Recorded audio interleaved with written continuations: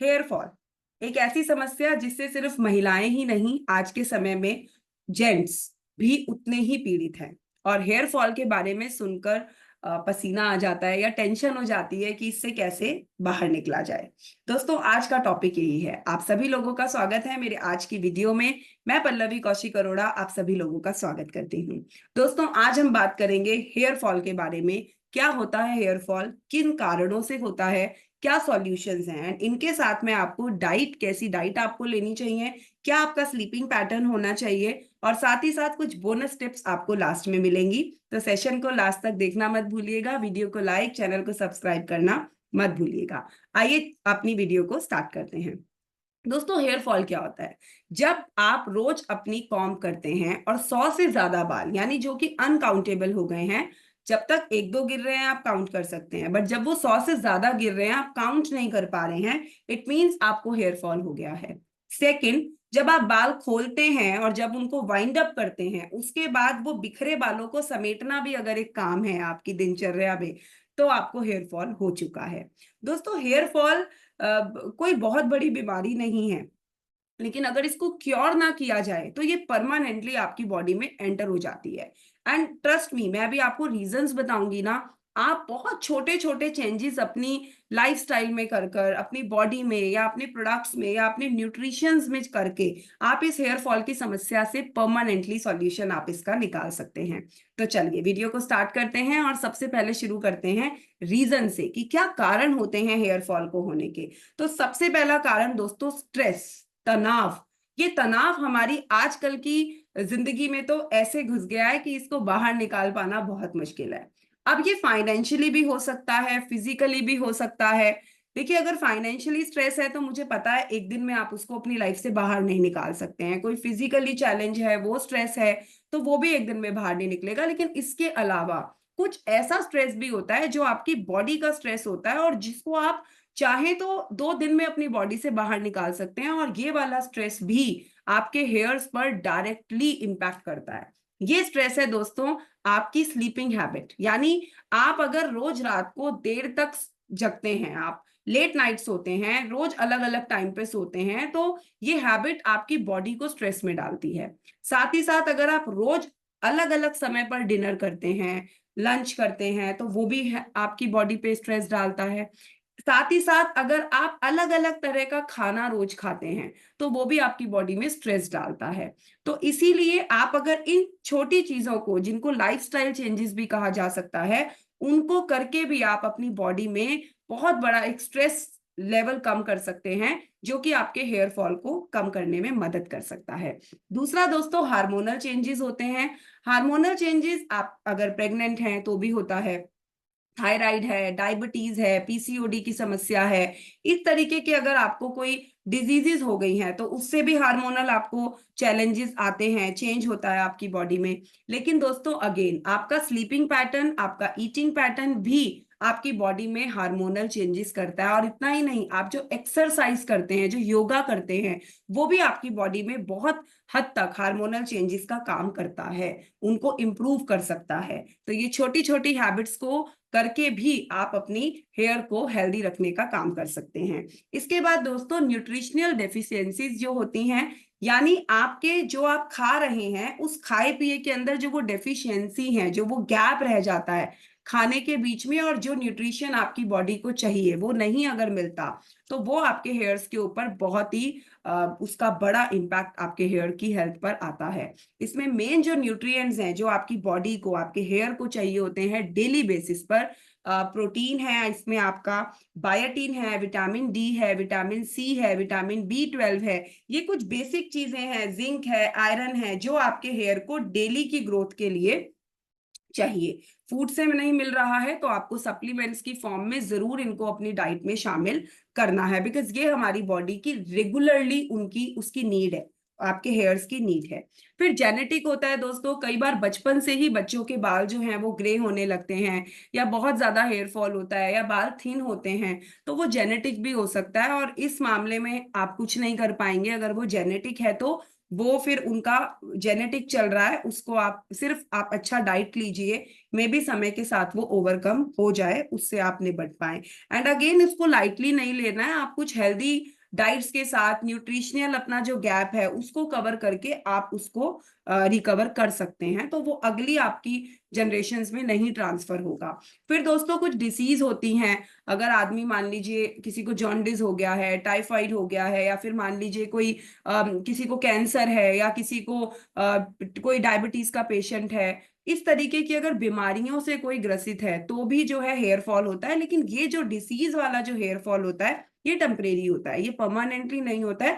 Because जैसे जैसे आपकी बॉडी हील होती है वैसे वैसे आपकी बॉडी से जो आपके हेयर जो है वो भी ऑटोमेटिकली हेल्दी होने लग जाते हैं, तो वो टेम्परेरी होता है, वो परमानेंटली आपका नहीं होता है। देन दोस्तों पॉल्यूशन, हम सबको पता है जिस कदर पॉल्यूशन बढ़ता जा रहा है उससे जो है आपकी जो हेयर्स की जो हेल्थ है बेसिकली वो बहुत गंदे तरीके से इम्पैक्ट होती है दोस्तों।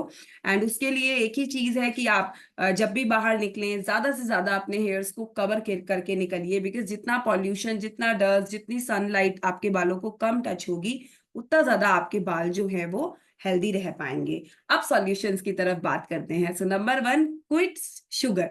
आपको शुगर को जितना हो सके कम लेना है, और अगर जहां तक हो सके तो आप इसको बिल्कुल अपनी डाइट से कट डाउन कर दीजिए, क्योंकि हमें ये तो पता ही है कि वेट लॉस जर्नी में, और अगर आप डायबिटीज पेशेंट हैं तो वहां पर जब हम शुगर कम लेते हैं तो कितना ज्यादा उसका इफेक्ट हमारी बॉडी पर आता है। लेकिन दोस्तों जब आप अगर हेल्दी हेयर्स की बात कर रहे हैं तो यहाँ पर भी जो है शुगर का एक बहुत बड़ा रोल होता है, और अगर आप इसको छोड़ते हैं परमानेंटली, धीरे धीरे आप अगर इसको कट डाउन करेंगे तो बहुत अच्छा वाला इम्पैक्ट आपको अपने हेयर्स की हेल्थ के ऊपर स्पेशली देखने को मिलता है, और साइड बाय साइड आपकी ओवरऑल बॉडी हेल्थ पे भी जो है वो बहुत अच्छा इम्पैक्ट डालने का काम करता है। फिर दोस्तों मिनिमाइज स्ट्रेस, अपने स्ट्रेस को कम करने का आपको कोशिश करनी है। आई नो अगर फाइनेंशियली कोई है स्ट्रेस तो वो नहीं इतनी जल्दी पॉसिबल हो पाता, बट एटलीस्ट आप सही समय पर खाना खाकर, रात को सही समय पर सोकर, एक सेट समय पर कुछ योगा आसन, या और कुछ नहीं तो आप 50 मिनट्स की डेली एक ही समय पर वॉक करके भी अपनी बॉडी से एक बहुत बड़ा स्ट्रेस जो है वो रिलीव कर सकते हैं। एंड वो स्ट्रेस जब रिलीव होगा तो आपकी जो हेयर हेल्थ है वो ऑटोमेटिकली ग्रो होती चली जाएगी।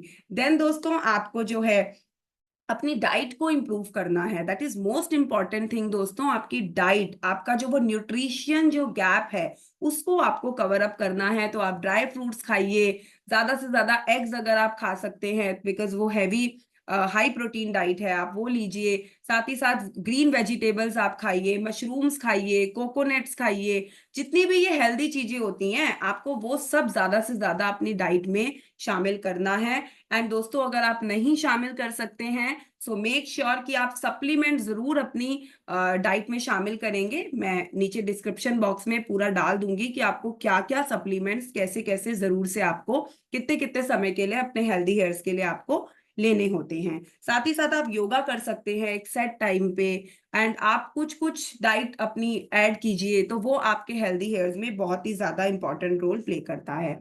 एंड देन दोस्तों एक नेक्स्ट अगेन मेरा favourite solution, that is use hair packs. Hair packs magical role play करते हैं। हम सबको पता है कि स्किन और हेयर ये दो चीजें ऐसी हैं जहां पर आप इंटरनल जो खा रहे हैं वो तो सेपरेट चीज है ही है, लेकिन आप एक्सटर्नल आप ऊपर क्या अप्लाई कर रहे हैं वो भी बहुत ज्यादा निर्भर करता है आपकी स्किन और आपके हेयर्स के मामले में, इस पे बहुत ज्यादा डिपेंड होता है। तो ये क्या है दोस्तों, अगर इसको मैं समझाऊं आपको तो यही तो कारण है डे बाय डे जो हम देख रहे हैं कि स्किन के और हेयर के जो प्रोडक्ट्स मार्केट में इतने आ रहे हैं, वो क्यों आ रहे हैं? बिकॉज दे नो कि आपकी स्किन को और आपके हेयर्स को इनकी नीड है। तो आप क्या कर सकते हैं, coconut oil and castor oil, ये दोनों ऑयल बहुत ही सुपर काम करते हैं आपके हेयर्स के ऊपर। तो रेगुलरली इनसे मसाज कीजिए, थोड़ा सा हॉट करके इनको आप मसाज कीजिए अपने हेयर्स की रेगुलरली, वीक में 2 वीक्स में जैसे आपको टाइम मिले उसके अकॉर्डिंगली आप कीजिए। साथ ही साथ में आपको पता है कोकोनट केरला के लोग लगाते हैं तो उनके बाल कितने घने ब्लैक होते हैं एकदम, तो उसका बेनिफिट तो आप सबको पता ही है। एंड आप कोकोनट खा भी सकते हैं, बिकॉज कोकोनट प्योर होता है और जितना ज्यादा आप उसको खाएंगे वो आपके हेयर की हेल्थ में बहुत अच्छा इम्पैक्ट आपको पड़ेगा। साथ ही साथ दोस्तों एक चीज का ध्यान रखना है, अगर डेंड्रफ है बालों में तो आपको ऑयल लगा के नहीं रखना है, बिकॉज डेंड्रफ का फूड होता है ऑयल। तो अगर डेंड्रफ वाले हेयर्स में आप ऑयल करके रखेंगे तो आपकी डेंड्रफ की समस्या और तेजी से ग्रो होगी। तो अगर आप ऑयलिंग कर रहे हैं और आपको डेंड्रफ की समस्या है तो मेक श्योर कि 1 आवर में आप जो है अपना हेड वॉश कर लें। ऑयल को आपको ज्यादा देर तक अपनी स्कैल्प पे रखना नहीं है। फिर आप एलोवेरा जो है वो आप लगा सकते हैं। साथ ही साथ हेबिस्कस का जो प्लांट होता है दोस्तों, वो पूरा का पूरा आपकी हेयर्स के लिए जो है उसको बहुत अच्छी जड़ी बूटी माना गया है। तो हेबिस्कस का जो प्लांट है दोस्तों, उसकी लीव्स हो गई, उसका फ्लावर हो गया, उनको अच्छे से मिक्सी में थोड़े से पानी के साथ आप ग्राइंड कीजिए एंड उस पेस्ट को एज अ आप हेयर पैक अपने बालों पे लगाइए। आप बहुत अच्छा रिजल्ट आपको मिलेगा। साथ ही साथ में डिस्क्रिप्शन बॉक्स में एक प्रोटीन का हेयर मास्क आप कैसे बना सकते हैं उसकी भी आपको मैं मैं बता दूंगी। आप उसको भी जो है ट्राई कर सकते हैं एंड मैं एक शॉर्ट वीडियो भी उसका दे दूंगी। तो अगर आप लोग चाहेंगे तो वो भी जो है आप बना के आप उसको अप्लाई कर सकते हैं, बिकॉज उसका बहुत अमेजिंग रिजल्ट है। मैं वो प्रोटीन हेयर मास्क पर्सनली अपने बालों पे यूज करती हूँ। इसके बाद दोस्तों improve blood circulation. Blood circulation आपको इंप्रूव करना है, बिकॉज जितना ज्यादा ब्लड सर्कुलेशन बढ़ेगा आपके हेयर वाली नर्व्स में तो उतना ज्यादा हेयर आपके जो है हेल्दी भी होंगे और ग्रोथ भी जो है वो बहुत फास्ट होगी। तो उसके लिए आप योगा कीजिए, एक्सरसाइज कीजिए, वॉक कीजिए एंड और कुछ नहीं तो पर्टिकुलरली आप ऐसे करके कुछ टिप्स के ऊपर आप ऐसे प्रेशर के साथ हल्का हल्का सा और ऐसे मसाज कर सकते हैं वहां के ब्लड सर्कुलेशन को फास्टर इंप्रूव करने के लिए। फिर दोस्तों बोनस टिप्स की अगर मैं बात करूं तो आपको ब्लो ड्रायर का बिल्कुल यूज नहीं करना है जब तक कि बहुत ज्यादा आपको अर्जेंसी ना हो। तो कोशिश कीजिए नेचुरली अपने बालों को जो है आपको ड्राई होने देना है, जितना ज्यादा हो सके इन सब चीजों का यूज नहीं करना है। सन से प्रोटेक्शन देना है, बिकॉज सन की जो डायरेक्ट यूवी रेजेस होती हैं वो आपके बालों को बहुत डैमेज करती हैं।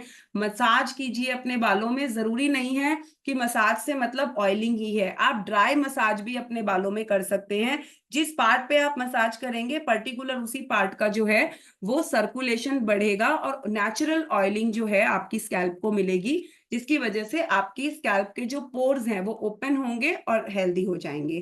प्रेस करना है स्क्रैप्स आपको स्कैल्प को। फिर माइक्रो ग्रीन्स खाइए, ज्यादा से ज्यादा जो है माइक्रो ग्रीन्स अपनी डाइट में आप शामिल कीजिए।